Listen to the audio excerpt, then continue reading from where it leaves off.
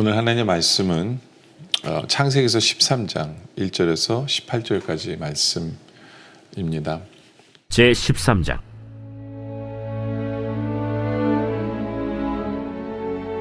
아브람이 애굽에서 그와 그의 아내와 모든 소유와 롯과 함께 네겝으로 올라가니 아브람에게 가축과 은과 금이 풍부하였더라. 그가 네겝에서부터 길을 떠나 베델에 이르며 베델과 아이 사이 곧 전에 장막 쳤던 곳에 이르니 그가 처음으로 제단을 쌓은 곳이라. 그가 거기서 여호와의 이름을 불렀더라. 아브람의 일행 롯도 양과 소와 장막이 있으므로 그 땅이 그들이 동거하기에 넉넉하지 못하였으니 이는 그들의 소유가 많아서 동거할 수 없었음이니라. 그러므로 아브람의 가축의 목자와 롯의 가축의 목자가 서로 다투고 또 가나안 사람과 브리스 사람도 그 땅에 거주하였는지라. 아브람이 롯에게 이르되 우리는 한 친족이라. 나나 너나 내 목자나 네 목자나 서로 다투게 하지 말자. 내 앞에 온 땅이 있지 아니하냐. 나를 떠나가라. 네가 좌하면 나는 우하고 네가 우하면 나는 좌하리라. 이에 롯이 눈을 들어 요단 지역을 바라본즉 소알까지 온 땅에 물이 넉넉하니 여호와께서 소돔과 고모라를 멸하시기 전이었으므로 여호와의 동산 같고 애굽 땅과 같았더라. 그러므로 롯이 요단 온 지역을 택하고 동으로 옮기니 그들이 서로 떠난지라. 아브람은 가나안 땅에 거주하였고 롯은 그 지역의 도시들에 머무르며 그 장막을 옮겨 소돔까지 이르렀더라. 소돔 사람은 여호와 앞에 악하며 큰 죄인이었더라. 롯이 아브람을 떠난 후에 여호와께서 아브람에게 이르시되 너는 눈을 들어 너 있는 곳에서 북쪽과 남쪽 그리고 동쪽과 서쪽을 바라보라. 보이는 땅을 내가 너와 네 자손에게 주리니 영원히 이르리라. 내가 네 자손이 땅에 티끌 같게 하리니 사람이 땅에 티끌을 능히 세일 수 있을진데 네 자손도 세리라. 너는 일어나 그 땅을 종과 횡으로 두루 다녀보라. 내가 그것을 네게 주리라. 이에 아브람이 장막을 옮겨 헤브론에 있는 마므레 상수리 수풀에 이르러 거주하며 거기서 여호와를 위하여 제단을 쌓았더라. 12장 뒷부분에서는 기근 때문에 어떤 면에서는 결핍 때문에 문제가 발생을 하죠. 기근 때문에 문제가 발생을 해요. 근데 오늘 말씀은 오히려 풍요 때문에 위기가 발생해요. 풍요 때문에 위기가 발생을 합니다. 여러분들 주일날 설교를 기억하시는지 모르지만 솔로몬은 풍요 때문에 그걸 잘 대처하지 못해서 결국에는 나중에 그 아들들의 나라가 갈라지죠. 그러니까 이게 풍요라서 굳이 좋은 게 아니에요. 풍요할 때 우리는 더 깨어 있어야 돼요. 풍요할 때 우리는 제대로 선택해야 돼요. 풍요할 때 우리는 더 기도해야 되고 더 하나님 앞에 여쭤봐야 되죠. 그렇죠? 어떤 그런 장면들이에요. 1절에 보면 아브라함이 애굽에서 그와 그의 아내와 모든 소유와 롯과 함께 네겝으로 올라가니 2절에 아브라함에게 가축과 은과 금이 풍부하였더라. 애굽에서 가져온 게 있어서 이제 굉장히 부자로 돌아오게 됐어요. 오히려 하나님의 은혜로. 그래서 3절에 그가 네겝에서부터 길을 떠나 베델에 이르며 베델과 아이 사이 곧 전에 장막 쳤던 곳에 이르니 그가 처음으로 제단을 쌓은 곳이라. 거기서 여호와의 이름을 불렀더라. 다시 예전에 왔던 곳에 와서 다시 예배를 드리고 하나님을 부릅니다. 이 순간이 아브라함이 굉장히 중요한 순간이에요.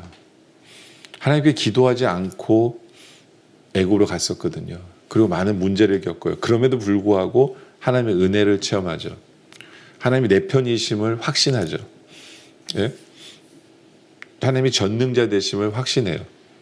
그러면서 다시 베델로 와서 예전에 이름을 불렀던 그곳에 와서 하나님의 예배를 드렸다는 것은 다시 한 번 더 하나님이 나에게 베푸신 은혜를 나의 믿음으로 재확인하고 있는 거예요. 그러니까 아브라함에게 있어서는요, 하나님의 베푸신 그 역사가 그 한 번의 사건으로 끝나는 게 아니에요. 그 사건이 이제는 아브라함에게 믿음이 되는 거예요. 아브라함에게 믿음이. 그래서 이제 나중에 또 다른 문제가 발생했을 때 그 믿음에 의해서 판단을 내리는 도구로 삼는 거죠. 도구로 삼는 거예요. 예. 왜 제가 그렇게 얘기하냐면 뒤에 이제 아브라함이 결정을 내리는 걸 보면 볼 수 있게 돼요. 하여튼 하나님 앞에 다시 예배를 드려요. 그 5절에 아브라함의 일행이 롯과 양과 소와 장막이 있으므로 아브라함만 부자로 돌아온 게 아니라 롯도 부자로 돌아와요. 예, 그 땅에 그들이 동거하기 넉넉하지 못해요. 이는 그들의 소유가 많아서 동거할 수 없었어요. 둘 다 소유가 너무 많은 거예요. 근데 하나님은 실제로 하나님의 약속을 이루신 거죠. 뭐냐면 아브라함이 축복하는 자, 아브라함의 안에 거하는 자는 복을 받는 거예요. 그러니까 아브라함 때문에 롯이 함께 복을 받게 된 거예요. 복을 받게 된 거예요. 왜냐하면 아브라함이 복의 근원이기 때문에, 예, 복의 근원이기 때문에 롯도 복을 받게 되죠.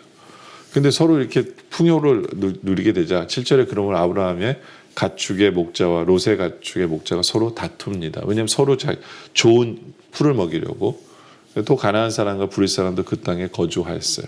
그러니까 좋은 풀을 먹이려고 서로 다퉈요. 예. 그러다 보니까 아브라함이 롯에게 말합니다. 우리는 한 친족이라, 예, 나나 너나 내 목자나 내 목자가 서로 다투지 말자. 싸우지 말자는 거죠. 예. 싸우면 안 돼요. 그렇죠? 믿음의 사람들은 싸우면 안 돼요. 절대로 싸우면 안 돼요. 맞는 말이에요. 그러면서 아브라함이 그런 써졌어요. 내 앞에 온 땅이 있지 아니하냐? 나를 떠나가라. 내가 좌하면 나는 우하고 내가 우하면 나는 좌하리라. 그러니까 아브라함이 말해요. 떠나서 그렇지만 네가 선택하라라고 얘기를 하죠. 롯에게 초이스를 줘요. 여러분들이 만약에 롯이었다면 어떤 결정을 내렸을까요? 예? 아니에요. 아브라함 당신이 결정하십시오. 이랬을까요? 저 같았으면 제가 롯이었으면 저는 안 떠납니다라고 얘기했을 거예요. 안 떠납니다. 롯도 분명히 하나님의 아브라함에게 하신 말씀을 아브라함 통해서 들었을 거예요. 예? 아브라함이 복덩어리예요. 예? 아브라함과 함께 있어야 돼요. 함께 있기 때문에 복을 받게 된 거예요. 복을 받게 되는데. 예. 아, 내가 독립됐으니까 좋다. 이게 아니에요. 그게 아니라는 거죠. 예. 항상 우리도 마찬가지예요. 우리도 하나님 안에 거하는 거예요. 하나님 안에. 아, 내가 따로 떨어져서 내가 내 스스로 뭔가 할 수 있는 게 좋은 게 아니라 복 안에 거하는 거예요.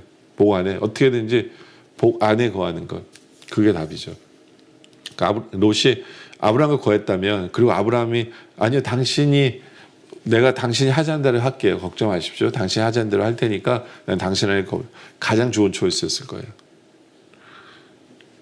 그랬다면 나중에 아내가 소금 기둥이 되든가, 예, 자기가 있던 소돔에서 도망쳐 나오는 일도 없었겠죠. 그렇죠?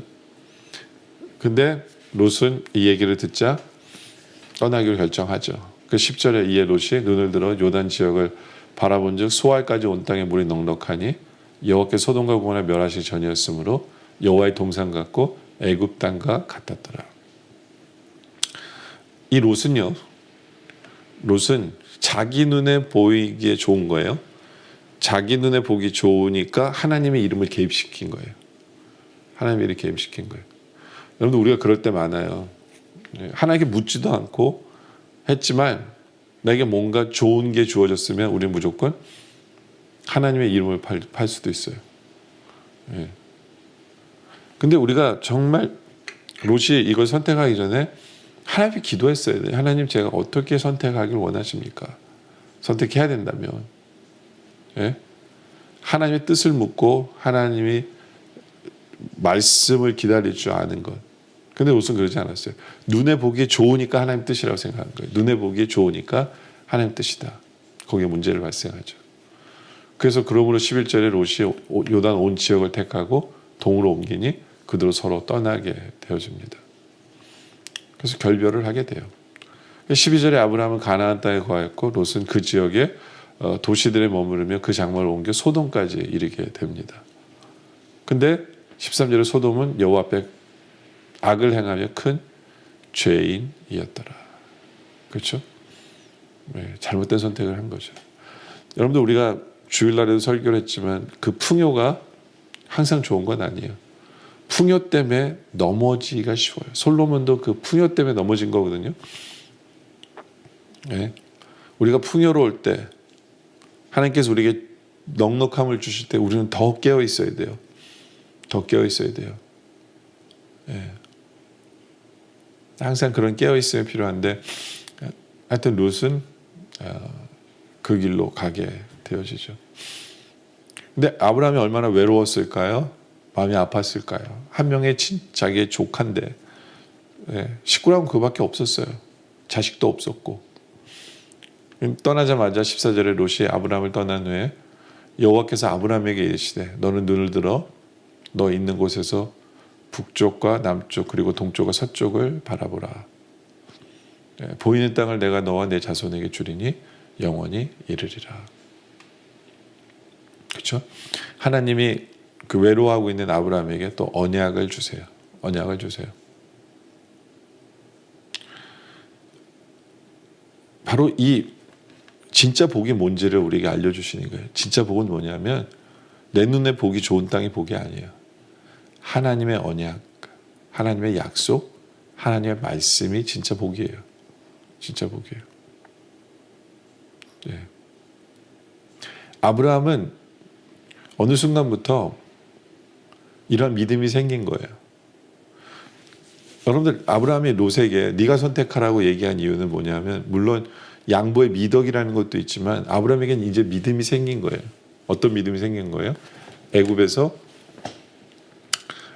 하나님이 약속을 이루시는 것을 보게 돼요. 하나님이 내 편 되어주신다고 약속해 주셨는데 진짜 내 편이 되어주시고 나를 지키신 하나님.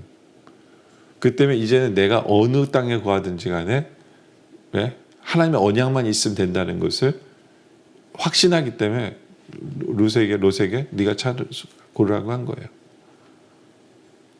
그러니까 아브라함은 이 언약의 말씀이 진짜 복이라는 것을 알고 있어요.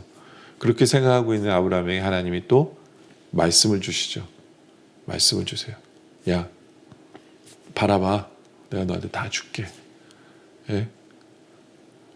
보이는 땅 내가 너한테 자손에게 영원히 주리라.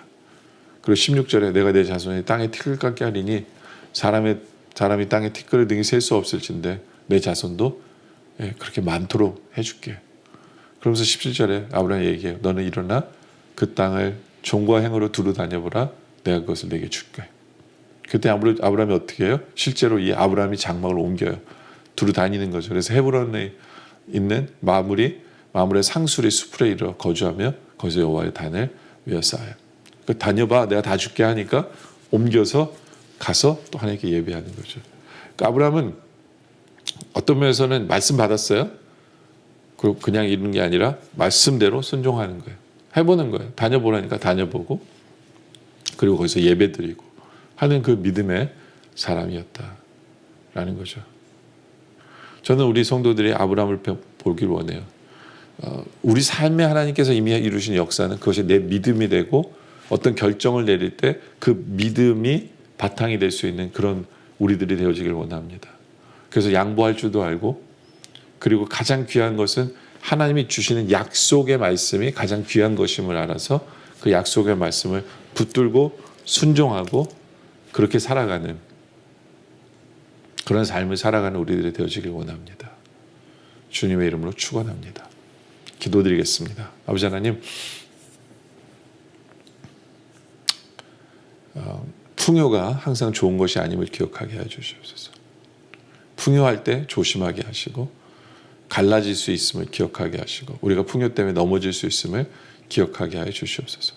내 눈에 보기에 좋은 것이라고 하나님의 뜻이라고 생각하지 않게 하시고 늘 하나님 앞에 묻게 하시고 가장 중요한 것은 하나님의 언약의 말씀을 붙들게 하시고 하나님 주시는 말씀을 사모하게 하시고 말씀이 주어졌을 때 순종하며 행하며 그렇게 나아가는 우리들 되게 하여 주시옵소서. 또 하나님이 내 펴짐을 믿기에 양보할 줄 알게 하여 주시옵소서. 바둥바둥 싸우는 것이 아니라 오히려 양보하고 그렇게 섬길 줄 아는 우리들 되게 하여 주시옵소서. 아버지 하나님, 우리에게 말씀을 주신 하나님이시기에 감사드리며 또 계속되는 기도 속에 함께 하셨길 바라며 예수님의 이름으로 기도드립니다. 아멘.